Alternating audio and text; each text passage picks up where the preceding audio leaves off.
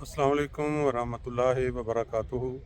आज यकम मई 2026 है और मेरी बैक पे आप एक मीनारा देख रहे हैं।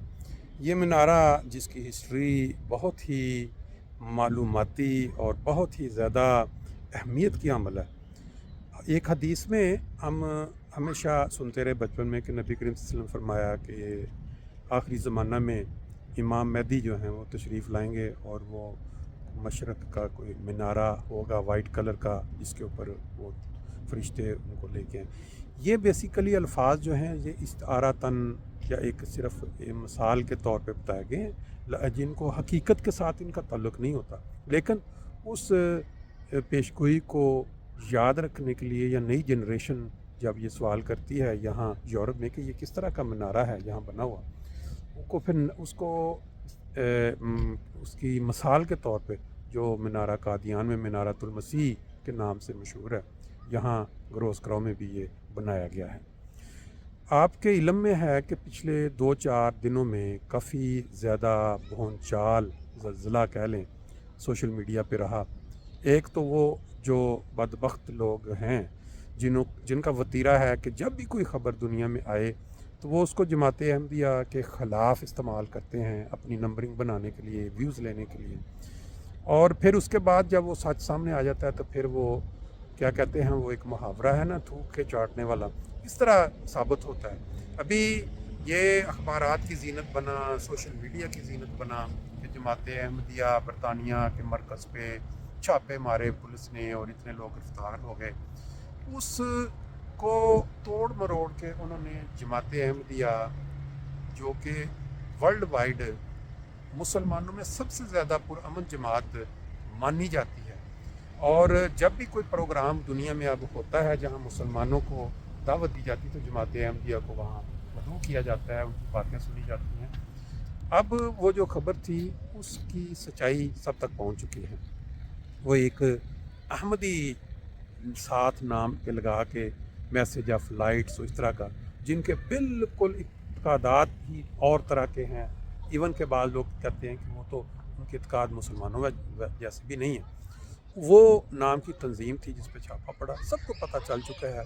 अब वो उसमें डिटेल में जाने की ज़रूरत नहीं। जिन अखबारात ने छापा उन्होंने माजरत भी कर ली और बाद लोगों ने उसको तोड़ मरोड़ के फिर उसके बाद एक प्रोग्राम हुआ है, लाइव डिबेट हुई है, नौजवान मरबियान अहमदी और चंद दूसरे जो नान अहमदी, उसको मुख्तलिफ सोशल मीडिया पे बड़े बड़के मार के बताया जाए कि देखो जी शिकस्त दे दी अहमदियों को। हालांकि अगर आप वो सुने जो हवाला जात कुरान हदीस से दिए गए और जो दो मुखाल, जो बंदा भी सेंस रखता है, अक्ल रखता है, उसको समझ आ जाएगी कि लाजवाब कौन हुआ है, किन से जवाब। क्योंकि जब इंसान एक चीज़ को पहले ही दिल में ये इरादा कर ले कि बेशक मुझे सच्चाई नज़र भी मैंने मान नहीं, मैंने सिर्फ इतराज़ निकालने, तो वो फिर नहीं पहुंच सकता। अब इसकी लॉजिक बात यह है कि अगर कोई डॉक्टर आपको दवाई दे और उससे आपको आराम आ जाए, आपकी बीमारी ख़त्म हो जाए, तो आप उस डॉक्टर को मान लेंगे, आप उसके साथ हमेशा के लिए कहेंगे कि मैं इसी डॉक्टर का पाल के आगे भी बताएंगे। अब मजहबी तौर पे अगर हम देखें कि नबी करीम सल्लल्लाहु अलैहि वसल्लम ने जिस इमाम मेहदी के आने का हमें पेशगोई फरमाई या हमें बताया, वो जब तशरीफ़ लाए और उन्होंने दावा किया कि मैं इमाम मेहदी हूँ, उससे पहले की जो उनकी ज़िंदगी थी, बड़े सगीर के बड़े बड़े उलमा की तारीफ़ों के पुल बांधते थे कि उन्होंने इस्लाम की जो खिदमत की है, ईसाइयों के ख़िलाफ़ कुरान से हवाले निकाल के उनको बांध दिया है। वो जो उनका सैलाब आओ, बहुत सारी मसाजिद के जो इमाम थे वो गैर मुस्लिम यानी ईसाई हो रहे थे, तो हज़रत मसीह मौऊद अलैहिस्सलाम ने अल्लाह ताला से हिदायत पा के जो हवाले निकाल के उनका जवाब दिया, उससे वो थम बन गया उनके सामने और वो रुक गए वहाँ पे। बहुत तारीफ़ें हुई, लेकिन जब अल्लाह ताला ने ये इरशाद फरमाया कि भी आप आज के इमाम मेहदी या मसीह मौऊद हैं, वही मौलवी ख़िलाफ़ हो गए और ये सिलसिला आगे चलता चला गया। अब बात करने वाली ये है कि अगर एक डॉक्टर इलाज करता है, आराम आ जाता है, तो हम उसको मानते हैं कि वाकई ये डॉक्टर। एक मजहबी तौर पे, रूहानी तौर पे जो तमाम उम्मत मुसलिमा बीमार हो चुकी है, उनकी हालत पूरी दुनिया के सामने ज़ाहिर है, हर कोई जानता है। अब वो क्या है, नमाज, दीन, کا جو درس ہے اور جو دوسرے اقوام کے خلاف جو حوالے ہیں قرآن سے نکالنے ان کو یہ اسلام کی سچائی، اس میں یہ ناکام ہو گئے۔ جماعت احمدیہ کے امام حضرت مسیح موعود علیہ السلام نے جب دعویٰ کیا کہ میں اب ان کو جو ماننے والے ہیں ان کا کردار، کریکٹر، ان کا عمل دین اسلام پہ ان کے ساتھ موازنہ کریں جو نہیں مانتے، جو انکار کرتے ہیں، تو دودھ کا دودھ، پانی کا پانی ظاہر ہو جائے گا۔ وہ جو حضرت محمد مصطفیٰ صلی اللہ علیہ وسلم کی پیشگوئی کے مطابق حضرت مرزا غلام احمد قادیانی کو امام مہدی مانتے ہیں اور مسیح موعود مانتے ہیں، اور غیر شرعی یعنی متحد نبی کریم صلی اللہ علیہ وسلم کی تعلیم کے اندر، اس دین مکمل کے اندر جو غیر شرعی نبی مانتے ہیں، ان کی روحانی حالت، ان کی اسلامی حالت کا موازنہ کر لیں دوسرے مسلمانوں سے جو آج دعوے کرتے ہیں، جو بولتے ہیں، تو آپ کو سارا پتہ چل جائے۔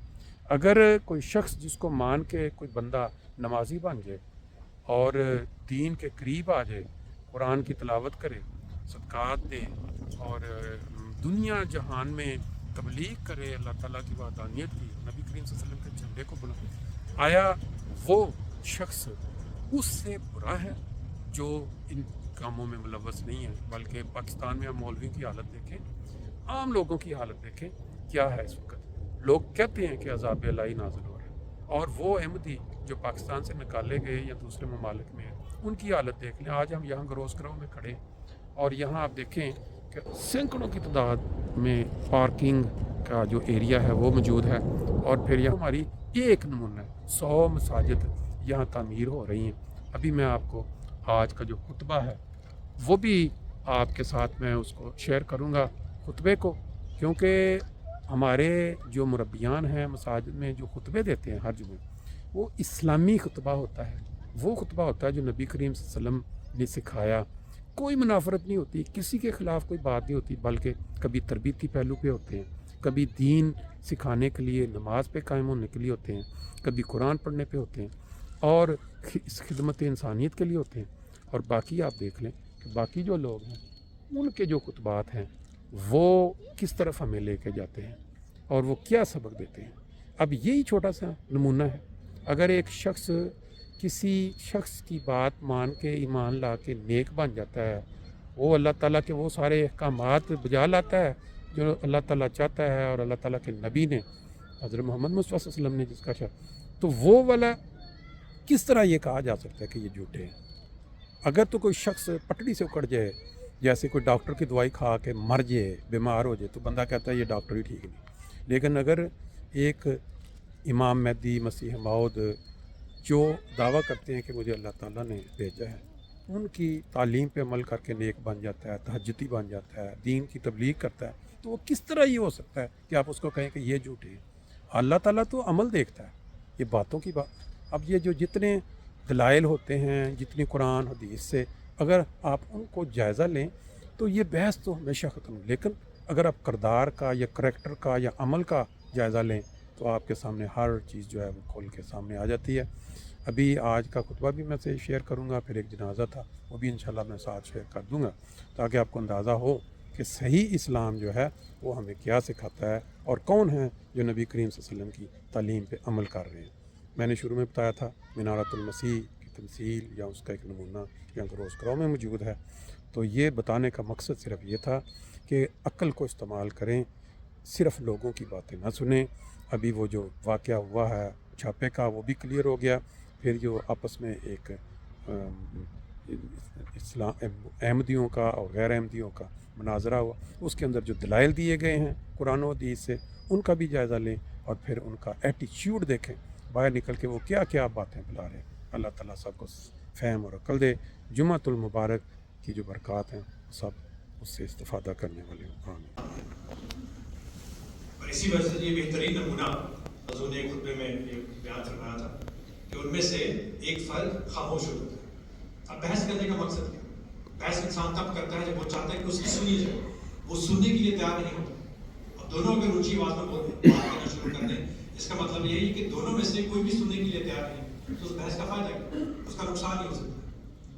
اور زبان کا جو زخم ہے کہ بازو کا جتنا گہرا ہوتا ہے، یہ آخری لمحے تک بازو کا کہیں دور ہوتا ہے۔ आइली मामला भी बाज़ औक़ात किसी वजह से बढ़ते हैं। और ये तमाम जो इख्तलाफात होते हैं इनका अगर जायज़ा लिया जाए तो ये छोटे छोटे इख्तलाफात होते हैं जो फ़ौरन दूर किए जा सकते हैं अगर इंसान अपनी अना को एक साइड में रखे।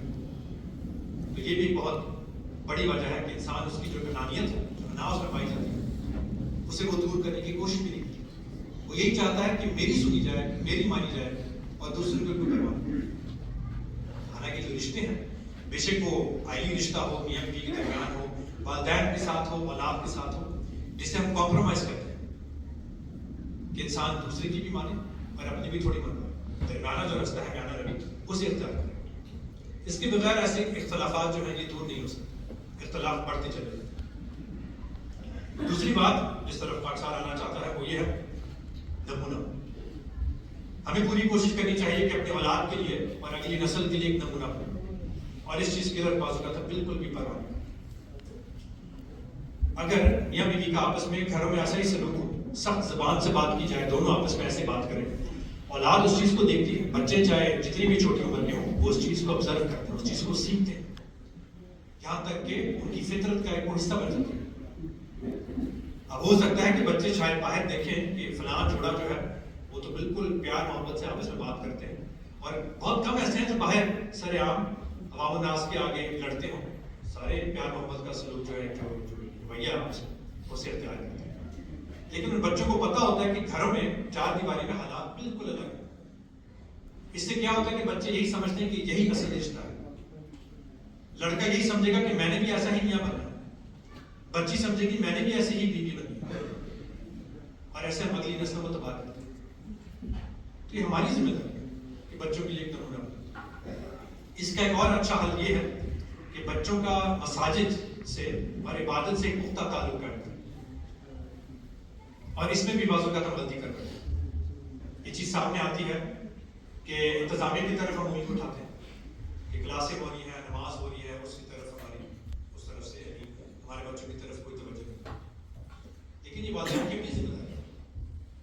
हज़रत मुस्लिम मौद रज़ी अल्लाह का एक वाक़या है, अपनी तफसीर में बयान फरमाया। फरमाते हैं कि खादिम ने खत लिखा कि मेरे वालिद साहब जो हैं वो अल-फज़ल मेरे नाम नहीं करवाते। तो आपने उस खादिम के वालिद साहब से पूछा कि आप अपने बेटे के नाम अल-फज़ल क्यों नहीं करवाते? तो वालिद साहब ने जवाब दिया कि मैं अपने बच्चे पर असर नहीं डालना चाहता, अगर वो दीन की तरफ आएगा तो खुद आए, मेरी वजह से। हज़रत मुस्लिम मौद ने इतना प्यारा जवाब दिया और ये हम सब के लिए लाएमल है। आपने फरमाया कि उसके असातिज़ा जो हैं उनका उस पर एक गहरा असर है, उसकी जो किताबें हैं, जो अखबारें पढ़ता है, उसका भी उस पर असर है, और उसका जो माहौल है, उसके जो दोस्त हैं, जहाँ पर भी वो जाता है, उसका भी बहुत गहरा असर है उसमें। जो क्या दीन ही ऐसी हकीर चीज़ है जो बेअसर रह जाए। तो खुलासा इसका यही हो कि हर पर असर डाले। तो क्या दीन ही वो वाहिद चीज़ है करते हैं कि हम पर असर डालें? तो ये वालिदैन की अपनी जिम्मेदारी होती है। ये हमारी जिम्मेदारी है कि अपने बच्चों को या अपने बच्चों का जो ताल्लुक है, जो राब्ता है मस्जिद से, उसे मजबूत बनाए। ये काफ़ी नहीं कि बच्चों को कह दिया कि जाओ जाके नमाज पढ़ो, जाओ जाके इजलास में शामिल हो, जाओ जाके जुमे की नमाज पढ़ो, बल्कि इसका बिल्कुल मुतज़ाद होना चाहिए कि आओ आके नमाज पढ़ो हमारे साथ, आओ आके इजलास में शामिल हो, आओ जुमे में शामिल हो।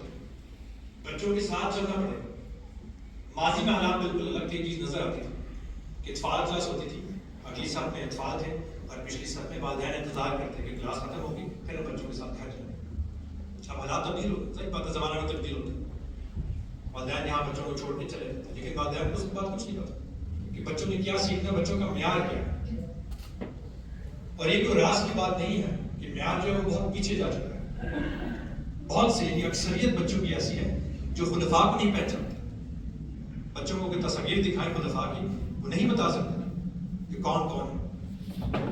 ये चीज़ें घरों में सीखी जाती है, मस्जिद में या मसाजिद में या प्रोग्राम्स में उस चीज़ को पॉलिश किया जाता है, उसे बेहतर किया जाता है, लेकिन उसकी जो बुनियाद है वो घरों में डाली जाती है। तो इस हवाले से आप सबसे आजाना दरख्वास्त है कि पूरी कोशिश करें कि अपनी औलाद के लिए एक नमूना बने, और इसके लिए वालिदैन को कुर्बानी देनी पड़ेगी, वक्त देना पड़ेगा, शामिल होना पड़ेगा।